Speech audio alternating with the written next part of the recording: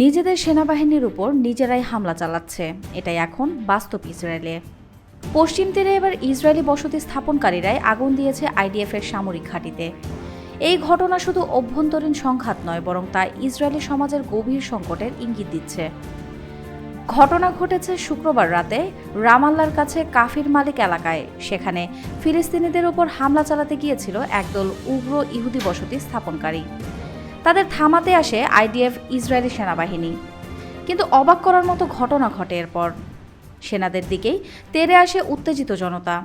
তারা সৈন্যদের গালি দেয়, হামলা চালায়, এমনকি গাড়ি চাপা দেওয়ার চেষ্টাও করে।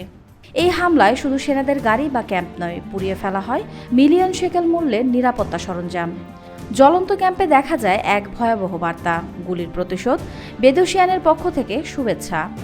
এটা যেন স্পষ্ট, সামরিক কর্তৃপক্ষকে এবার প্রতিপক্ষ ভাবছে একদল চরমপন্থী ইহুদি নাগরিক।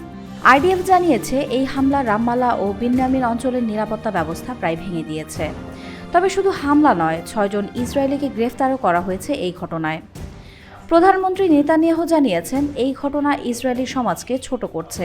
এমন উগ্র আচরণ সবার প্রতিনিধিত্ব করে না। অর্থমন্ত্রীর বক্তব্য ছিল আরও বিস্ফোরক।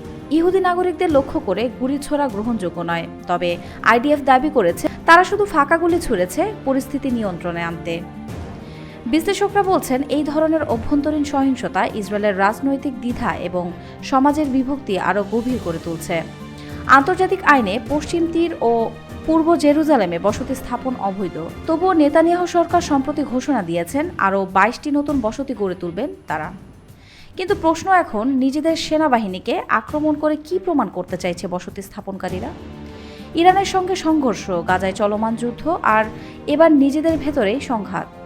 ইসরায়েলের জন্য কি আরও গভীর বিপদের বার্তা নিয়ে আসছে এই ঘটনা? আপনি কি ভাবছেন? এটা কি গৃহযুদ্ধের ইঙ্গিত, নাকি ভেঙে পড়েছে নেতানিয়াহুর নিয়ন্ত্রণ? আপনার মূল্যবান মতামত অবশ্যই আমাদের জানাতে ভুলবেন না। এখন এই পর্যন্তই। সাথে আছি হ্যাপি ডেলি মিন্ট।